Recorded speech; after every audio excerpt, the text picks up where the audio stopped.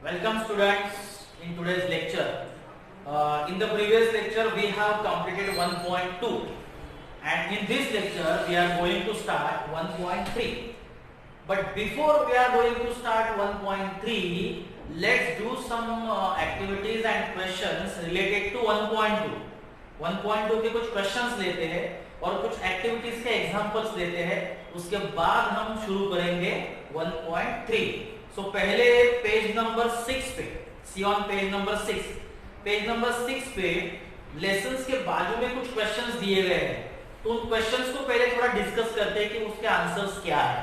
Okay, see on page number 6.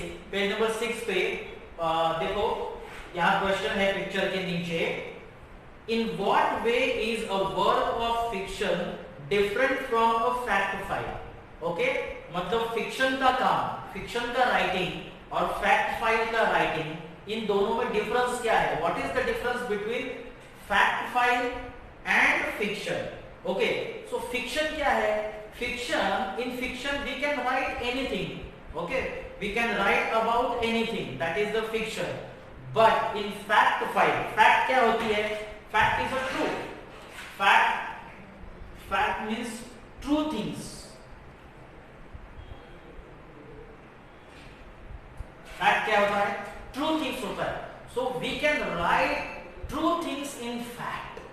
We can not write anything in fact. But in fiction we can write anything and that doesn't have any need of proof in fiction. But in fact you have to give proof. Whatever you are writing you have to give proof. जो कुछ भी आप लिखते हो उसके लिए आपको proof देना पड़ता है, और वो जो आप लिखते हो वो ट्रू होना चाहिए, क्योंकि फैक्ट क्या होता है? ट्रू थिंग्स होता है. वो फिक्शन की तरह नहीं होता. फिक्शन आप कहीं सुनी बातें में लिख सकते हो, लेकिन फैक्ट को आप कहीं सुनी बातें में नहीं लिख सकते हो. Okay, so that is the difference between fiction and fact file. Okay, दूसरा क्वेश्चन है, how did the family reach the tropical island? जो फैमिली है वो फैमिली ट्रॉपिकल आइलैंड पे कैसे पहुंच गई? तो कैसे पहुंच गई का आंसर उसके बाजू के पैराग्राफ में ही दिया गया है. तो आप अगर ध्यान से देखेंगे तो आपको पता चलेगा कि William, Elizabeth and their children had been travelling. They had been travelling in a ship when the ship was caught in a great storm. The other passengers evacuated without them and William and his family including young children, Fritz, Ernest, Jack and Franz, they were left to survive alone on the ship. They weathered the great storm waiting in the ship's hold, and the ship survived the night, and the family found themselves within a sight of a tropical desert island. Page number 6 पे इसका answer दिया गया है, जो आपको पता होगा. तो ऐसे आप लेसन्स के साइड में जो क्वेश्चन दिए गए हैं उनका प्रिपरेशन कर सकते हो. ओके, ऐसे क्वेश्चंस पेज नंबर 6 पे है, पेज नंबर 7 पे है, पेज नंबर 8 पे है, पेज नंबर 9 पे है. And those questions are important, keep in mind. Passage का स्टडी आपको फिर से होगा. अगर आप क्वेश्चन का स्टडी करोगे तो पैसेज का स्टडी आपको ऑटोमेटिकली हो जाएगा, और अगर आपको पैसेज का स्टडी हो जाएगा तो there is no need of reading. तो ज्यादा रीडिंग करने की जरूरत नहीं है. Keep in mind. Okay, so page number 9 पे क्वेश्चन है, पेज नंबर 10 पे भी एक क्वेश्चन है. और अब देखिए पेज नंबर 10 पे, see on page number 10.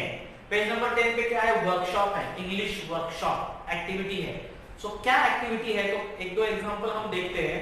First activity, two separate words combined together to make a new word with a different meaning.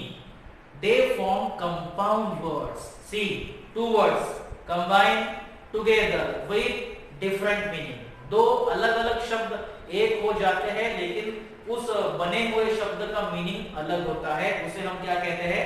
Compound words.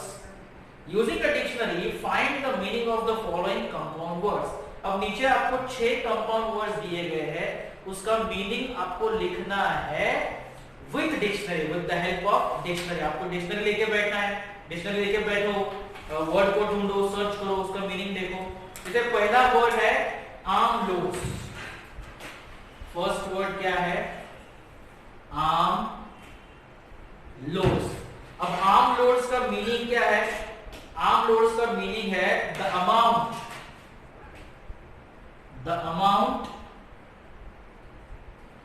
The amount carried with one arm or both. The amount carried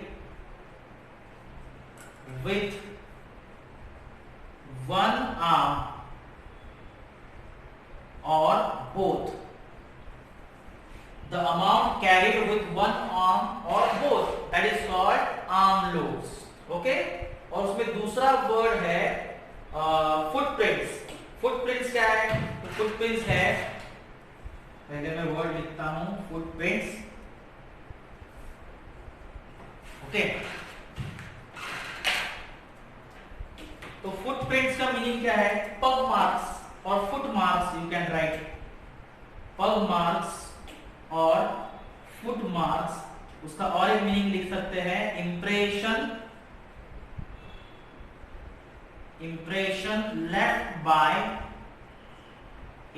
left by foot. Okay, impression left by foot मतलब पैरों के निशान जिसे हम बोलते हैं, that is footprints. Okay, third word है driftwood. तो ड्रिफ्टवुड का मीनिंग क्या है? Driftwood means a kind of wood, okay, a piece of wood that is floating with water or that is floating on water. Okay, clear? तो ऐसे शब्द है जिसका मीनिंग आपको डिक्शनरी से फाइंड आउट करना है. उसके बाद सेकंड एक्टिविटी है. Second activity, the following words can be used as nouns as well as verbs. ऐसे बहुत सारे वर्ड्स हैं जिनको नाउन यूज करते हैं और वर्ब्स भी यूज करते हैं. नाउन म्हणजे नाम, वर्ब म्हणजे क्रियापद. हे तुम्हाला माहिती आहे. Make two sentences of your own using them as a noun in one and as a verb in another. तो आपको एक ही शब्द लेके उसे नाउन में भी बनाना है और उसे वर्ब में भी बनाना है. एग्जांपल आपको दिया है hold. Hold is the word. अब उसका नाउन का सेंटेंस कैसे बनाया है देखो. She has a strong hold over the children. Strong hold over the children. यहाँ hold का उपयोग नाउन की तरह किया गया है या नाउन का किया गया है. And verb, let me hold a bag for you. Let me hold a bag. Hold मुझे पकड़ने. तो let me hold यहाँ verb की तरह यूज किया गया, as a verb यूज किया गया है hold को. वैसे नीचे दिए गए शब्दों को आपको वाक्यों में मतलब ट्रांसफॉर्म करना है. एक वाक्य नाउन का बनाना है और एक सेंटेंस आपको वर्ब का बनाना है. तो वैल्यू, दूसरा जो वर्ड है वो है वैल्यू. ओके, अब वैल्यू का नाउन पहले हम देखते हैं. अतः वैल्यू का नाउन अगर हम देखे जाएंगे तो सेंटेंस होगा the value of this land, the value of this land is expensive.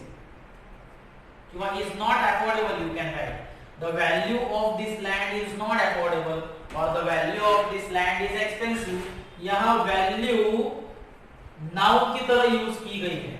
Okay, value शब्द जो है या वैल्यू वर्ड है वो value as a noun use किया गया है. अब उसका वर्ब में यूज करना है. तो उसका वर्ब में कैसे यूज करेंगे हम? Verb, we must value our grandparents. We must value our grandparents. यहां value as a verb use किया है. V means verb. V means what? Verb. Okay, so we must value our grandparents. यहाँ value as a verb use किया गया है. and the value of this land is expensive. यहाँ value as a noun use किया गया है. ये हो गया एग्जाम्पल बी. अब हम देखते हैं एग्जाम्पल सी. एग्जाम्पल सी में कौन सा वर्ड है?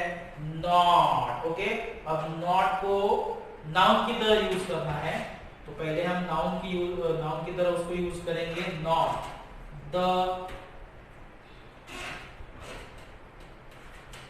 the tree जगह हम लिखते हैं creeper. the creeper has many knots. यहाँ क्रीपर की जगह आप रोप भी ले सकते हो। The rope has many knots या the creeper has many knots. तो यहाँ नॉट्स इसका जो उपयोग है, यूज है, वो नाउन की तरह किया गया। ओके, अब इस नॉट को हम लिखेंगे एज अ वर्ब। तो यहां वर्ब करेंगे please, please not your ribbons, ऐसा हम लिख सकते हैं। प्लीज नॉट योर रिबन, यहां not as a verb use किया गया है और यहां not as a noun use किया गया है। This is the example of using word as a verb and as a noun. तो एग्जांपल ए बी सी, तीन एग्जांपल हमने देखे हैं और I hope you have understood how to right a word in noun and in word, same word in noun and in verb. Okay, तो page number 10 की activity यहाँ खत्म होती है। पेज नंबर 11 पे एक्टिविटी जो है, 11 की एक्टिविटी में आपको क्या करना है, बॉक्स में आपको वर्ड्स दिए गए हैं, उन वर्ड्स को बॉक्स के नीचे दिए गए सेंटेंस में फिल करना है। जैसे courage and daring, perseverance and positive attitude, foresight, family bonds, humanity and sensitivity वगैरह वगैरह जो वर्ड्स दिए हैं, उन वर्ड्स को appropriately you have to fill in the blanks in the sentence. Okay, तो वो एक्टिविटी आप घर पे करो। बाकी कुछ खास एक्टिविटी पेज नंबर 11 पे है नहीं। तो पेज नंबर 12 पे आते हैं जहां हमारी 1.3 पोएम स्टार्ट होती है। Page number 10, page number 12, see on page number 12, 1.3। Have you ever seen is an interesting poem based on puns. There are plenty of puns. अब puns क्या है? पन एक ऐसा वर्ड है जिसके 2 या 3 मीनिंग हो सकते हैं, वो भी अलग अलग मीनिंग है, not the same meaning. puns is a word that has a different meaning. ऐसे मीनिंग के जो मतलब, और वो भी मीनिंग बहुत ही वंडरफुल होते हैं, अमेजिंग मीनिंग होते हैं या इंटरेस्टिंग मीनिंग होते हैं। सो ऐसे इंटरेस्टिंग मीनिंग्स के पन्स को लेकर इस कविता को लिखा गया है। So it is very interesting and amusing poem based on puns. Have you ever scene? जैसे कि पेज नंबर 12 पे वार्मिंग अप एक्टिविटी है और फर्स्ट एक्टिविटी में आपको दिया गया है homographs. So what is homograph? You know very well what is homograph. फिर भी मैं पढ़ता हूँ। Words that have same spelling, words that have same spelling but differing meaning. Same spelling, differing meaning when used in different contexts are called homographs. उसका example दिया है। First, a temple fair attracts a lot of crowd. A temple fair. Fair means gathering, जिसको हम चला अपन जत्रा बोलते हो, जत्रा यात्रा। Okay, so temple fair means gathering attracts lot of crowd and her performance in the test was a fair. Fair fair fair मतलब गुड। ओके, उसका परफॉर्मेंस फेयर था मतलब गुड था, अच्छा था। तो पहला वाला फेयर मतलब गैदरिंग एंड दूसरा वाला फेयर मतलब गुड। ओके, जैसे दूसरा एग्जांपल दिया है, a rose is the king of flowers and the sun rose, writes a past tense, the sun rose with golden glow। तो ऐसे आपको होमोग्राफ्स लिखने हैं जिसका स्पेलिंग सेम है या प्रोनाउंसिएशन सेम है, लेकिन उसको डिफरेंट कंटेक्स्ट में डिफरेंट मीनिंग के साथ यूज किया जाता है।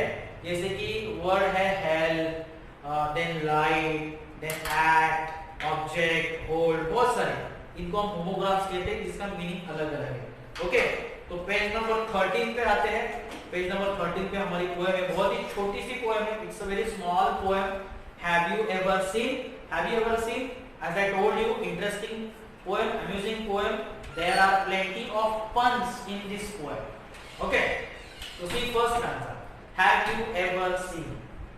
Have you ever seen a sheep on a river bed or a single hair from a hammer's head?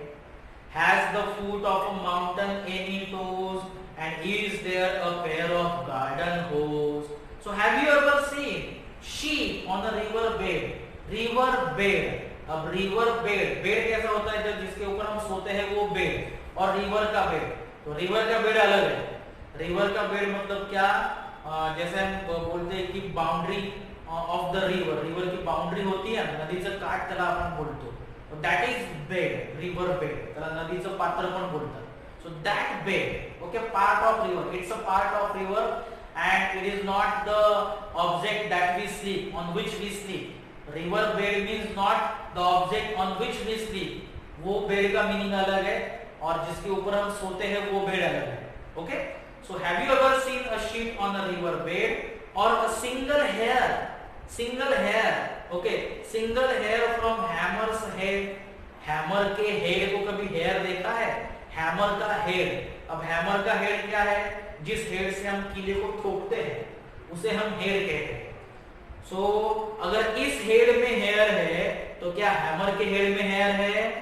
नहीं, क्योंकि हैमर का हेड अलग है और ये हेड अलग है जिसके हेयर है. समझ में आ रहा है? Next two lines. Has the foot of a mountain any toes. Mountain के फुट को टोज है क्या? अब माउंटेन का फुट अलग है. माउंटेन का फुट मतलब bottom of the mountain, okay, base part of the mountain और bottom part of the mountain. जैसे हमारा फुट है और हमारे फुट को टोज है. टोज मतलब अंगूठा, जैसे हमारे पैरों को अंगूठा है, क्या वैसे माउंटेन के पैरों को अंगूठा है? नहीं है, क्योंकि वो फुट अलग है और ये फुट अलग है. That is the foot of mountain and this is the foot of human. So human foot has toes but mountain foot doesn't have any toes. लेकिन आपको एक इंटरेस्टिंग तरीके से दिया गया है, एक फनी तरीके से आपको ये पोएम दी गई है. So has the foot of a mountain any toes and is there a pair of garden hose? Is the pair of garden hose? अब hose का दो मीनिंग है जो बाजू में दिए गए हैं. What is the meaning of hose? A flexible tube. That is hose. And second one, a pair of stockings or tights. जैसे लड़कियां स्टॉकिंग पहनती है, टाइट्स पहनती है ना, उसे होज कहा गया है. और is there a pair of garden hose? garden hose के कुछ पेयर होते हैं क्या? जैसे स्टॉकिंग के पेयर होते हैं. जैसे एक स्टॉकिंग ने दो स्टॉकिंग हम लेते हैं, दो स्टॉकिंग को पहनना पड़ता है. एक स्टॉकिंग को दो पैरों में नहीं पहनते, दो पैर मतलब एक पैर को हम दो पैरों में पहनते हैं. वैसे गार्डन के होज के पेयर है क्या? ऐसा दिया गया है. Second stanza. Does the needle ever wink its eye? Why doesn't the wing of a building fly? Can you tickle the ribs of a parasol or open the trunk of a tree at all? Okay. Does the needle ever wink its eye? Ever wink eye? Winking eye. Winking eye मतलब आंख मारना. Okay? आपको पता है कि needle को भी आंख होती है. नीडल का जो एंडिंग पार्ट है आपको पता है, this one is the needle, okay. और नीडल का जो एंडिंग पार्ट होता है, हाँ,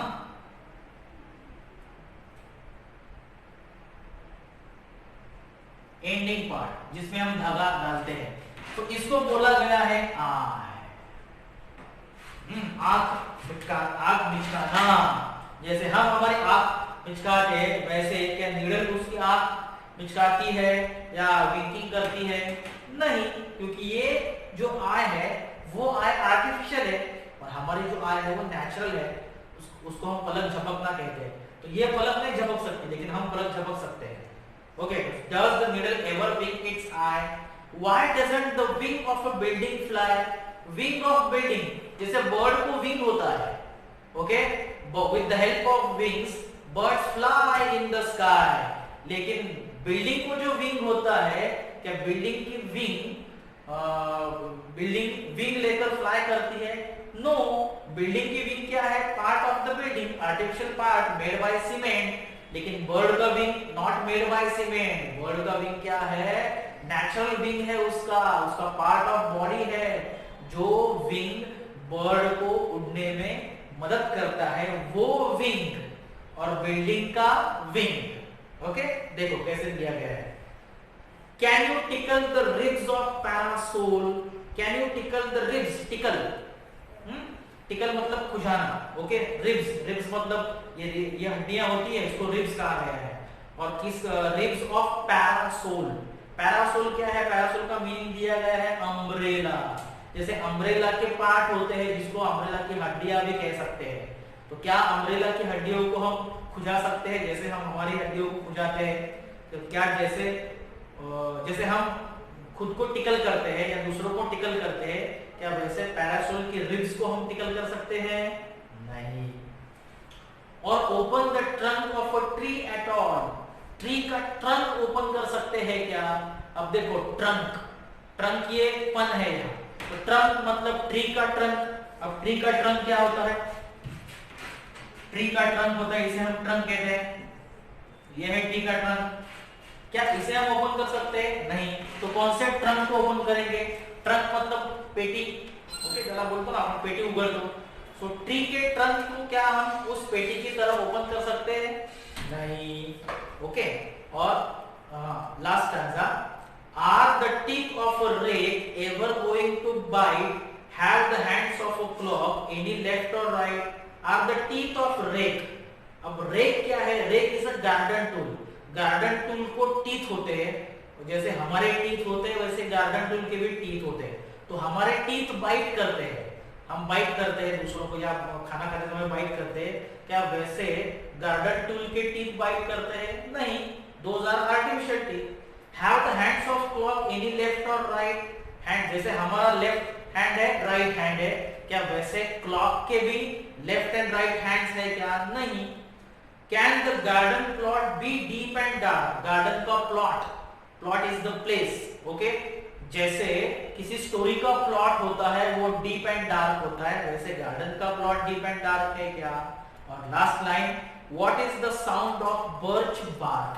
birch bark, okay, barking is the sound of dog. वैसे बर्च का बार्क मतलब क्या? जैसे पेड़ की जो स्किन होती है उसको बार्क कहते हैं, तो बार्किंग का साउंड है, वैसे बर्च ट्री के स्किन का साउंड आता है क्या? नहीं। साउंड आता है बार्किंग का, और बार्किंग कौन करता है? डॉग।